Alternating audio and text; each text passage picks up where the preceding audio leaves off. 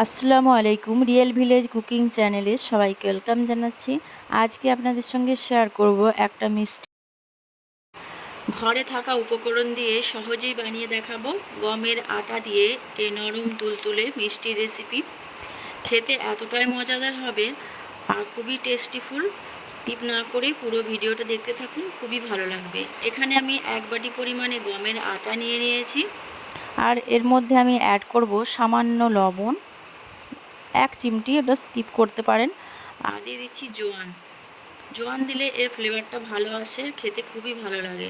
1/2 table চামচ দিয়ে দিলাম বেকিং পাউডার। সব কিছু উপকরণকে আমি ভালোভাবে মিশিয়ে নিচ্ছি। এখানে খুব ভালোভাবে মিশিয়ে নেওয়ার পর এর মধ্যে আমি অ্যাড করব জল। নর্মাল জল আমি অ্যাড করছি। তার আগে আমি এর মধ্যে দিয়ে দেব ঘি। আমি ঘি দিয়ে বানাচ্ছি, এই ঘিয়ের ফ্লেভারটা ভালো আসবে আর আপনি যখন মিষ্টিগুলো বানাবেন খেতে কিন্তু খুবই ভালো লাগবে। ঘিয়ের পরিবর্তে আপনারা তেল ব্যবহার করতে পারেন। ঘি এবং আটা ভালোভাবে মিশিয়ে নিতে হবে। আমি যে মাখাচ্ছি এর মধ্যে একটা সুগন্ধ বেরিয়ে আসছে, এতটা সুন্দর লাগে। এবার অল্প অল্প করে জল দিয়ে আমি একটা ডো তৈরি করে নেব। একেবারে একসঙ্গে জল দেব না, অল্প অল্প করে দেব আর ডো তৈরি করে নেব। ভালোভাবে মথে নিতে হবে। যত ভালোভাবে মথে নেবেন তত আটাটা ভালোভাবে রেডি হবে আর আপনি যখন মিষ্টিগুলো বানাবেন খুবই নরম হবে। এই দেখুন আমি এইভাবে একটা ডো তৈরি করে নিলাম। এবার এটাকে আমি বেলে নেব। এখানে সামান্য আমি আটা ছিটিয়ে দিলাম, এর মধ্যে আমি বেলে নিচ্ছি। খুব বেশি পাতলা করব না একটু, আর খুব বেশি মোটাও না, মিডিয়ামে রাখবো।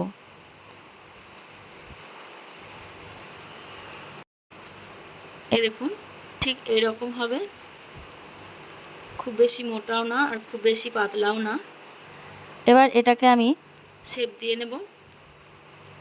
প্রথমে 2 সাইডটা আমি কেটে বাদ দিয়ে দিচ্ছি, এটা আমি পরে আবারও কাজে লাগাবো।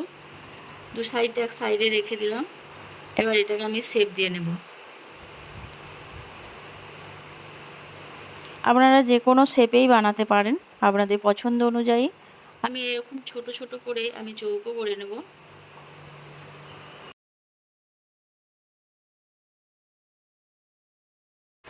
এই মিষ্টিগুলোর মধ্যে জোয়ান দেওয়া আছে, জোয়ানের ফ্লেভারটা খুবই ভালো, খুবই টেস্টফুল। আপনি যখন খাবেন তখন মুখের মধ্যে জোয়ানটা লাগবে, আলাদাই একটা স্বাদ আসবে। আমি এরকম ছোট ছোট কিউব করে কেটে নিয়েছি। এই দেখুন আমি তুলে দেখাচ্ছি।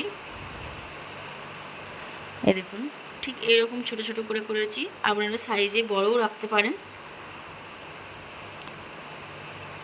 আমি সবকটা এখানে বানিয়ে নিয়েছি। এবার এগুলো এক সাইডে রেখে দেব।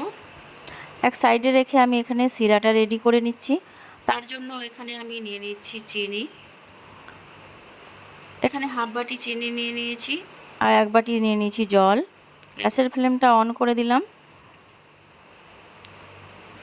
গ্যাসের ফ্লেমটা হাইতে রেখে আমি এর মধ্যে দিয়ে দিচ্ছি লেবুর রস। লেবুর রস দিলে কি হয়, যখন আমি সিরাটা নামিয়ে রাখবো ঠান্ডা হয়ে গেলেও এটা জমে যাবে না। আর দিয়ে দিচ্ছি 2টো এলাচকে ফাটিয়ে দিয়ে দিলাম। একটু ভালোভাবে একটু ঝাঁকুনি দিয়ে দিলাম। এবার চিনি গলে যাওয়া পর্যন্ত আমি অপেক্ষা করব।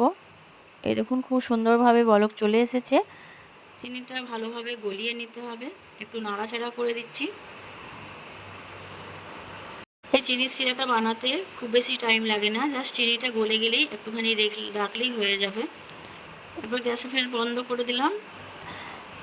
চিনির সিরাটা এক সাইডে রেখে আমি এগুলোকে ফ্রাই করে নিচ্ছি। নিয়ে নিয়েছি ভেজিটেবল অয়েল। অয়েলটা ভালোভাবে গরম হয়ে গেলে তারপরে একে একে দিচ্ছি। গ্যাসের ফ্লেমটা আমি এখানে মিডিয়ামে রেখেছি, খুব বেশি হাই ফ্লেমে দেওয়া যাবে না, নাহলে ওপর থেকে পুড়ে যেতে পারে। গ্যাসের ফ্লেমটা এখানে আমি লোতে করে দিলাম। লোতে রেখে উল্টে পাল্টে ভালোভাবে এগুলোকে ফ্রাই করে নিতে হবে। আর এগুলো ফ্রাই করতেও বেশি টাইম লাগে না, অল্প সময়ের মধ্যেই হয়ে যায়।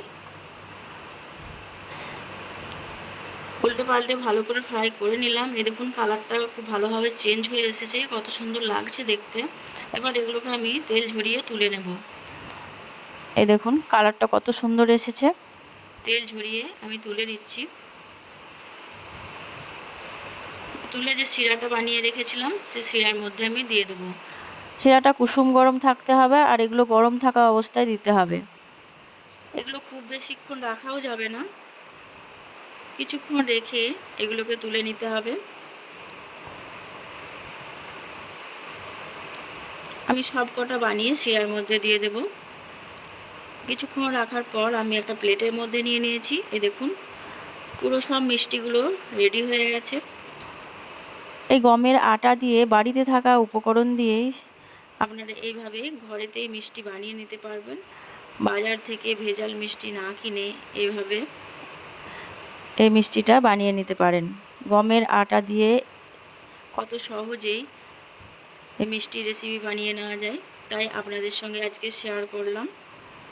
আর বাড়িতে রেখে আপনারা এক সপ্তাহ ধরে খেতে পারবেন।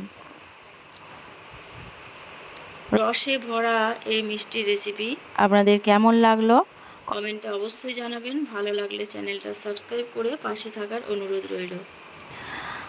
আমি একটু ভালোভাবে দেখিয়ে দিচ্ছি কতটা সুন্দর হয়েছে, রসে টইটুম্বর আর খুবই নরম। এ দেখুন খুবই নরম। আমি একটু ভেঙে দেখাচ্ছি। এ দেখুন কতটা নরম, দেখেই বুঝতে পারছেন।